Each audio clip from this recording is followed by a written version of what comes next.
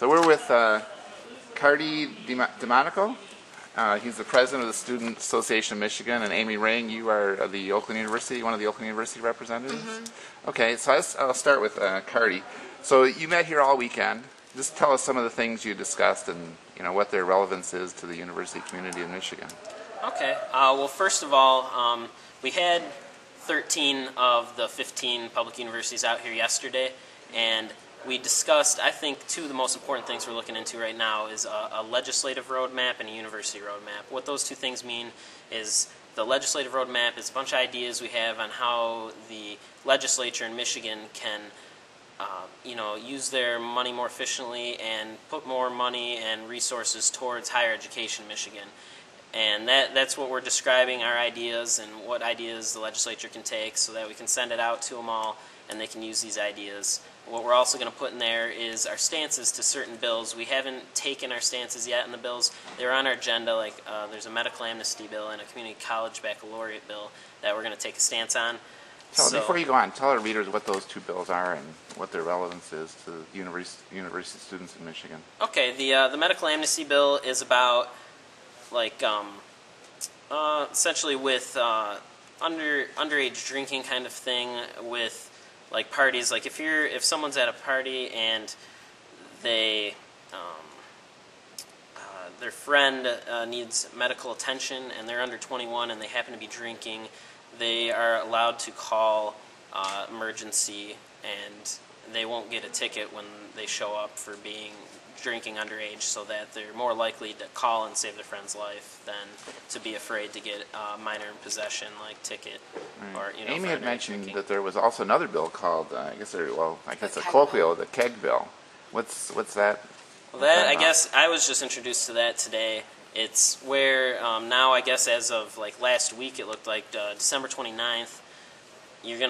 Every time someone buys a keg, they're gonna attach whoever bought it, their contact information to the keg. So if the cops, I guess, show up to a party, they can see whose keg it is, and if you have minors drinking, you're gonna get in trouble then for that. So that would be anyone that buys a keg, not just a young person. Yeah, I think so. I'm not sure. And that's going. Then I assume Governor Snyder is going to be signing that.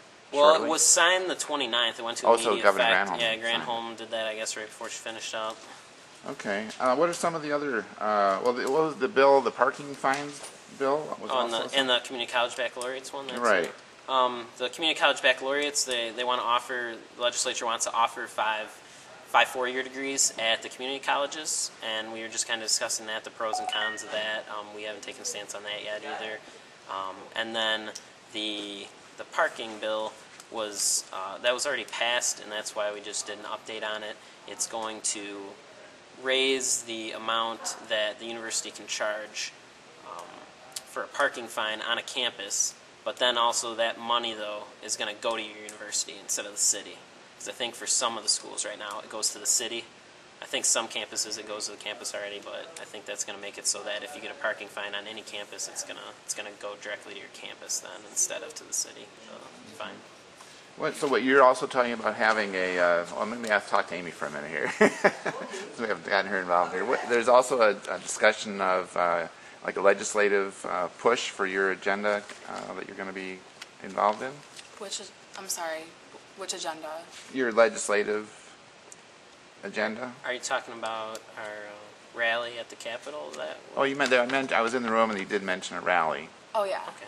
So what are you going to be rallying for your entire agenda, or just certain things? Mainly what we'll be rallying for is higher education funding. And then what we normally do with the rally is that every school is responsible for getting at least 50 students to the Capitol. Each school will send a bus of students there. And it's a really exciting event. Last year, what did we have, like 350? Yeah, there were 350. 350 students there. Our goal is to get 750 there this year. And we think that that'll be possible because we gained so much attention from it last year. Now it's kind of becoming familiar on campuses that we'll be able to do that.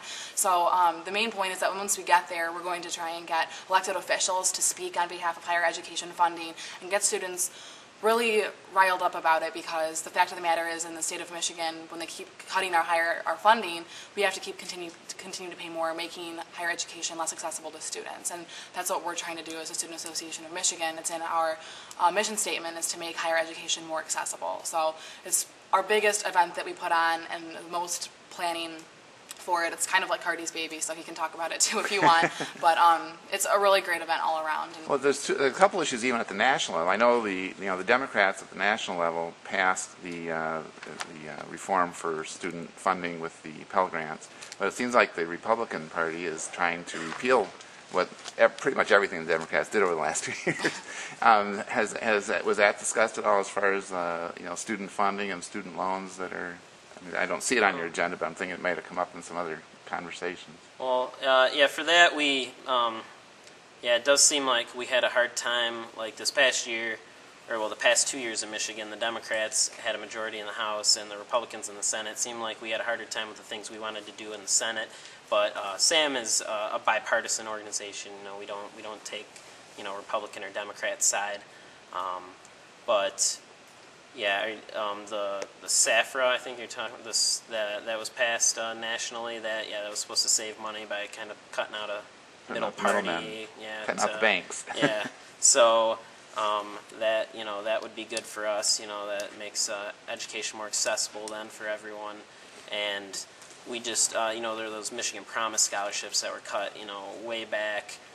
That was bad. $4,000 that students could use for their education. Is there any talk about your legislative agenda trying to get those reinstated? Yeah, we can try. I'm not sure if last year when we thought that it was potential that we could actually make a difference, SAM definitely, we came out strong at all of the schools. All the student governments were calling their elected officials, encouraging them to bring it back and whatnot. But at this point, it's kind of been made clear to us that it's a little bit unrealistic to expect for it to come back. So I think we're focusing on other things right now. But I mean, it was surely a disappointment when the irony of it is that it's called the Michigan Promise Scholarship, and here it's taken away from students. Not so much of a promise. Yeah. Just Amy, we talked a little bit before we did the interview about we had the Corey Jackson incident back in October, and you were explaining to me off the record. I just want to get it recorded for our readers. What's happened at Oakland University directly as a result of the Corey Jackson situation?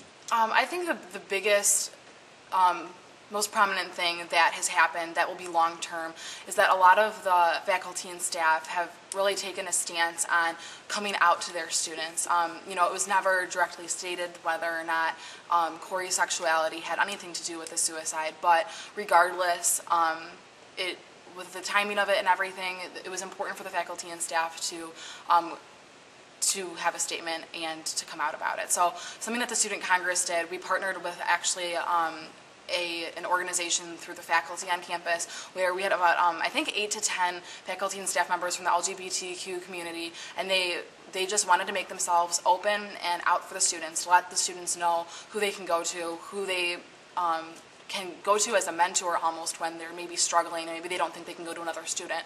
And we talked about maybe like the short-term effects and the long-term effects, and I just think that that's going to be one of the most beneficial things. It's so unfortunate. It's a terrible thing that happened, but one of the long-term, I guess, better results that the faculty and staff are going to be more out and open to their students, and that more people will be able to connect with it to hopefully prevent things like this from happening in the future. You said there was an event here, and students and the faculty came together? We had it in the Fireside Lounge of the Oakland Center OU, and literally it was like overpacked. We had to get more chairs. We ran out of food completely, and it was students here that wanted to learn. They wanted to see who their mentors could be. They wanted to find out information, and it was just, it was really inspiring to see that. And it was about a month after, because we wanted to make it so that we could plan it very well, that we could have enough speakers and have it at a good time and everything. So it was a month after the unfortunate event, but students came out. It was literally packed. I'd say there's at least 100 people packed in this room, and people were talking about it afterward for a while as well. Okay, anything else you want our readers to know about the Student Association of Michigan before we end it up, conclude here? Let's see. Well, we started 3 years ago, and I think we've made quite a bit of progress in these 3 years. First couple of years, gathering all of our schools to come out so we can have that unified voice in Lansing, and with each of our individual schools. And this year, I'd really like to say that at this conference we actually kind of did have all of our schools together at once. We just had two unfortunate circumstances. One of our delegates had the flu, and then another, had a funeral to go to today. So we would have had all 15 schools if it wasn't for those two things, and that's a first. So, now that we got that, we got, our real work ahead of ourselves that I talked about earlier. I think we got, the hard work done. We just need to keep everyone involved and motivated, and, I think we're going to see good things for the students in Michigan since they're usually not that big of a political voice. What's your biggest success been in the 2 or 3 years, I guess, you've been around? I would say the rally that we're talking about, that was quite amazing. What we planned on doing initially was just having 5 students speak at the rally, and we really had no idea how many people we were going to pull out to. We got over 350. It doesn't sound, it sounds like we should be able to get more, but that crowd was loud. I talked to some people in the office buildings for the Senate and the House, and they're like, "Man, we heard you guys up here. We've never heard anyone rallying out there before." So that was nice to hear. Even them in session, they almost were going to have us quiet down because they could hear us a little bit. I even heard. So that was good. We had, people had signs, and what date? When is that this year? It's going to be hopefully March 31st. It's going to be that or the 30th or the 29th. It's going to be that week right there, Thursday, March 31st. I'm hoping for. We don't know when they're going to be in session. We want to have it a day when they're in session, but usually they're always in session Tuesday, Wednesday, Thursday. So as long as they're in session that day, that'll be the day it is. But last year we were only planning on having 5 students speak. And we had a couple students, but then also while we were out there, legislators came out from session just to speak, about higher ed. We had a couple senators, couple reps. The higher ed appropriations chair, Joan Bauer, was there. The mayor of Lansing, Verge Beniro, spoke. And, it was really successful. A lot of students had a lot of fun. We marched from the Lansing Center over to the Capitol, with a megaphone, and everyone was chanting a bunch of, chants we came up with ahead of time. So that got in all kinds of newspapers. That was definitely our biggest single day success for sure in the past couple of years I've been there. Great. Thanks, guys. Thank you.